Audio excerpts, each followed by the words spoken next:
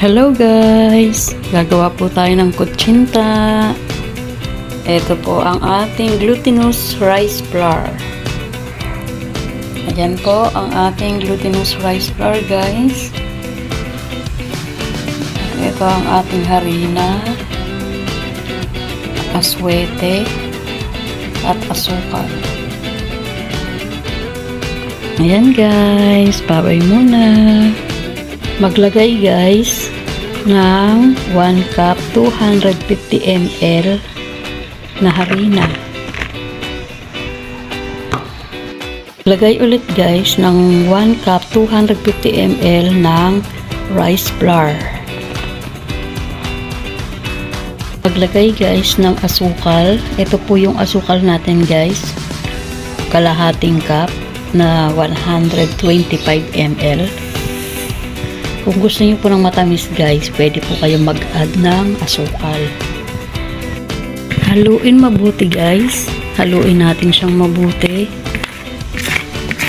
Para pag nilagyan natin siya guys ng tubig, ay pantay na yung ating harina at asukal na meron glutinous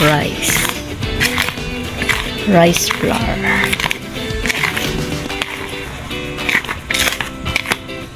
Maglagay ng tubig, kalahating cup, 125 ml. Tatlong cup ng ganito guys, tatlong tubig na cup.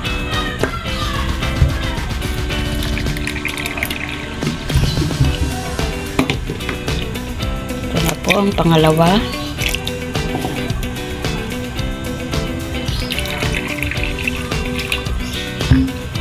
At ito na po guys ang pangatlong cup. Haluin siyang mabuti guys. Lagay guys sa isang mangkok ng aswete. Maglagay din tayo guys ng mainit na tubig. Mamaya po sasalain natin yan para po magkakulay ang ating kutsinta. Ayan guys. Siguraduhin po guys na makulay ang ating aswete.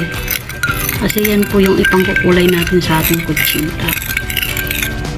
Sasalain po natin yan para alusin ang buto.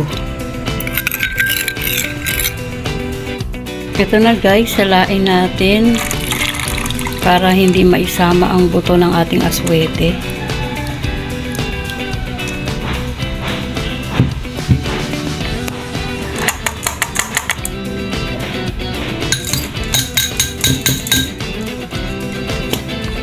Haluin mabuti guys.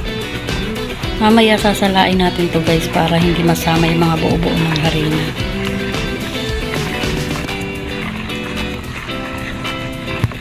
Salain na natin guys yung tinunaw natin na rice flour na may harina.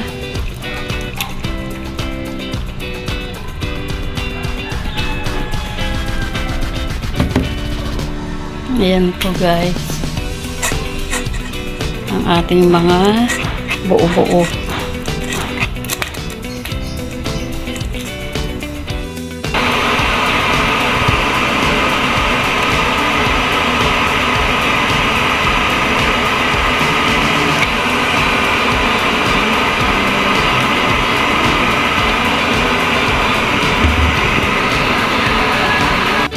Hello guys, ito na po yung gagawin nating kutsinta. Ayan. Steam po natin yan guys ng 20 to 25 minutes. Ayan po ang ating kutsinta. Babay muna.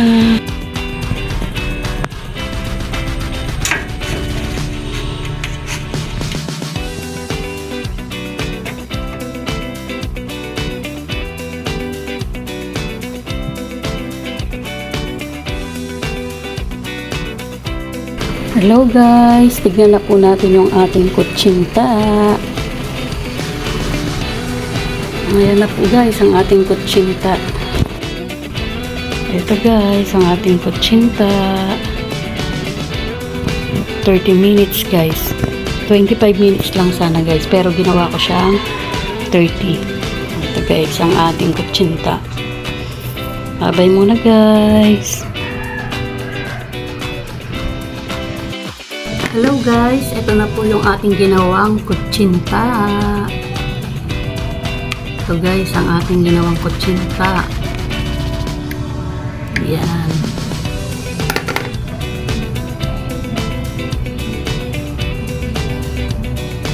Sarap niyan guys, lalo na kung may yema. Ayan guys, ang ating kutsinta. Yummy! Ang yummy niya guys.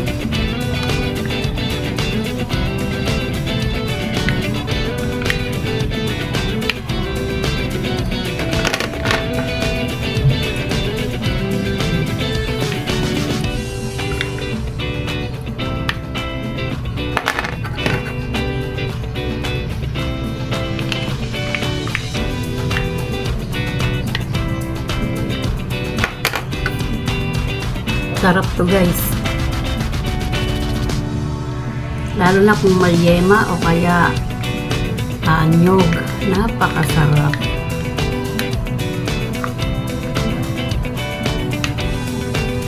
Ayan guys, ang ating kutsinta. Eating tayo guys. Yum yum yum. Hello guys. Ito na po yung ating kutsinta. Ayan. Ang ating pinakamalaki at mahabang kutsinta guys. At ito naman ang bilog. Yum yum yum. At meron tayo dito guys, yema. Bagay na bagay guys sa ating kutsinta. Ang sarap yan guys. Ayan, pahiran po natin ang ating kutsinta.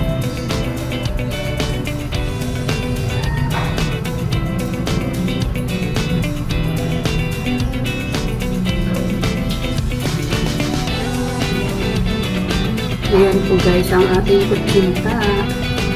Homemade. Yummy yan guys. Ito guys, ang ating homemade kutsinta. Hello guys, ito na po yung ating kutsinta. Ayan guys. Ayan. Ang ating kutsinta. Yum yum yum.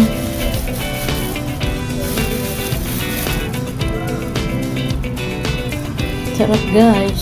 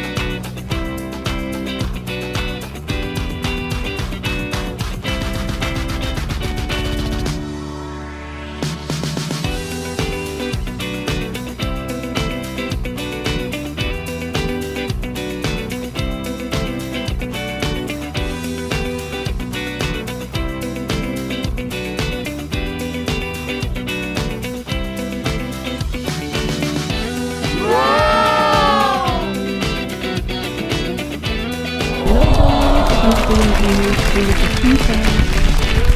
Ayan na po ang aking favorite na kutsita, guys. Merienda time. Ito, guys.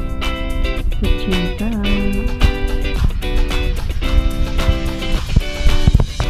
At ang aking yema. Napakasarap. Yummy. Homemade yema. Ito, guys, ang ating merienda.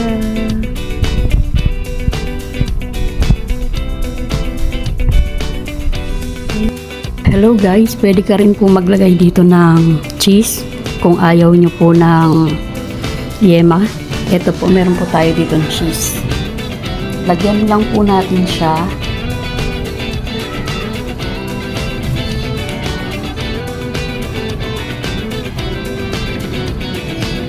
Ayan guys, ang ating cheese kung ayaw nyo ng yema.